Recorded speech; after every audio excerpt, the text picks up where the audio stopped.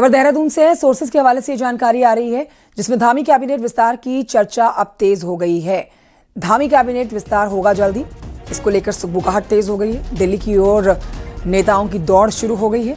BJP ने जुटाया विधायकों का फीडबैक। उत्तराखंड में 5 मंत्री पद खाली हैं जिनके ऊपर अब भर्ती होनी है। चुनाव में जाने से पहले पद पर भर्ती हो जाएगी, मतलब एक नया चेहरा मिल जाएगा। अब आप कह सकते हैं धामी कैबिनेट की ये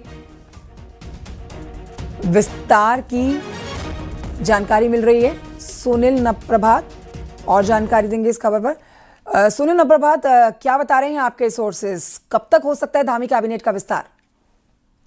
देखिए कंचन, जिस तरह से उम्मीद जताई जा रही थी कि राष्ट्र अध्यक्ष की जब अधिकृत तौर पर नियुक्ति हो जाएगी, उसके बाद जो चुनावी राज्य हैं, जहां जहां चुनाव होना है, वहां पर कुछ आवश्यक फेरबदल या जो जरूरतें हैं उनको कंप्लीट किया जा सकता है। तो इसी कड़ी में जो सूत्र हमारे बताते हैं कि केंद्रीय बीजेपी ने जो उत्तराखंड के जो विधायक हैं, इनका सभी का जो डेटा है, जो रिकॉर्ड है, जो फीडबैक है, वो तलब किया है। कल ये फीडबैक दिल्ली पहुंच गया है और इसके मायने यही निकाले जा रहे हैं कि जो केंद्रीय बीजेपी है, अब वो इस बात को देख रही है कि उत्तराखंड में जो कैबिनेट विस्तार है उसको कर दिया जाना चाहिए, क्योंकि ये चुनावी राज्य है। अगले साल ठीक इसी समय उत्तराखंड में चुनाव हो रहे होंगे।